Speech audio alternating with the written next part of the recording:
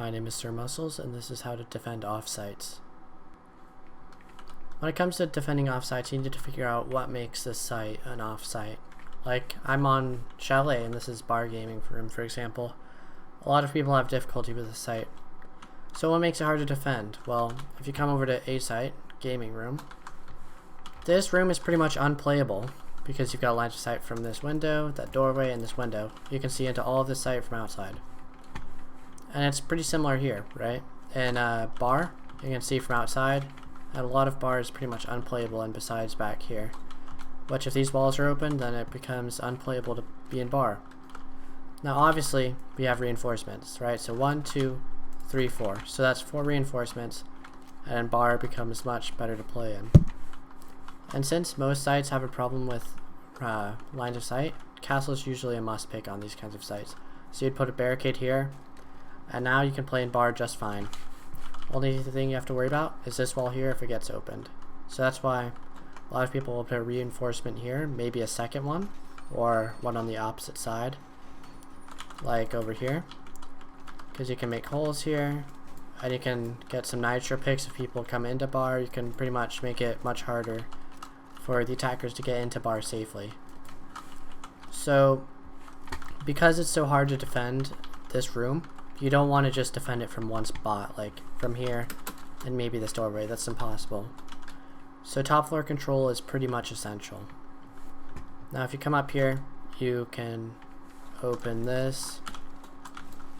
Okay, you can open that. You can get some nice lines of sight into bar. You can stop the default plant.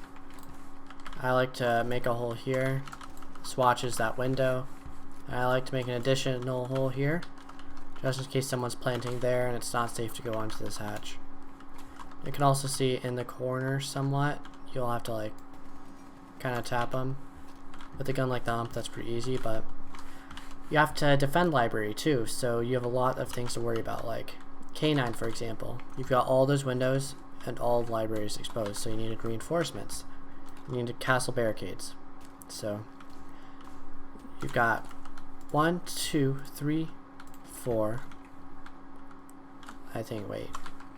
That might be, I don't know how many that is. Might be 3. Let's see. Alright, so, but that would, you've got 1. Okay, yeah, 1, 2, 3, 4. And you're going to have another 4 downstairs. And 1 in, or actually 5 downstairs. So that's up to 9. Your last reinforcement would want to go on this hatch, because if the attackers tape top floor control, bar becomes almost unplayable again, and there's not really much reason the defenders would need to use this as lines of sight. In terms of this hatch, I like to open it. If people are pushing through that doorway or pushing from blue, you've got these lines of sight here, and you're pretty much protected due to this barricade. Now people trying to get this open are going to be very vulnerable. You can come around here and shoot them. You don't have to worry about this window generally.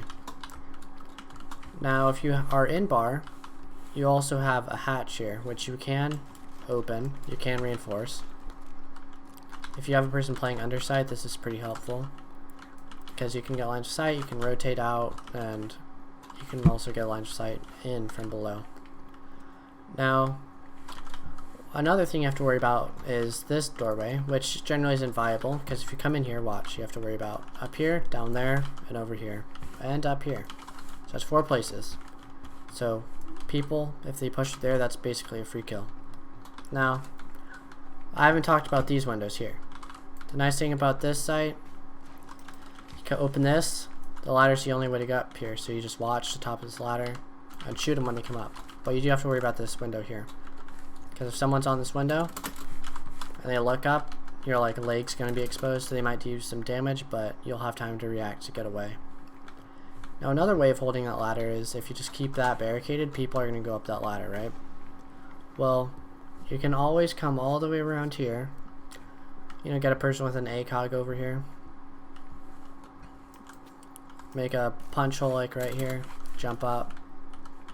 And you can see all the way at that ladder. So people going up that ladder are going to get killed. It's an easy pick. Make sure you have a guy with good aim there, because if they miss their shots, then you're basically throwing the top floor away, because it's really hard to get someone off those windows. They can get a lot of control really easily. combination of these windows too, things can just fall apart if your teammate misses their shots. But when it comes to defending these offsites, you need to be creative. Think about, why is this site bad? What makes it so hard to defend? You just need to be creative. Figure out like how you can get in places or watch places that are undefendable. And there's not really such a thing as an off site, I would say, or bad site, even though I just called this site bad. It's just a matter of creativity. The reason the default maps are default is because they don't require a lot of thought to defend well. A site like this is going to require more thought, more planning, and you need a team in order to carry it out effectively. Now, that's why they do not work well in ranked or in solo queue if you don't have a full stack. So where are the players going to be positioned here? Well, you're probably going to have 3 people upstairs. Whether that's going to be 2 around the library area and 3rd person in the northeast, either 1st or 2nd floor. You should have a person in bar, and the last person I would say should go in blue and below site, because they can rotate around, they can prevent the push on site from down here, and so they can be very helpful below site and do a lot of work. But besides that, that's all I had to say for this video. If you learned something, give the video a like. Toodles!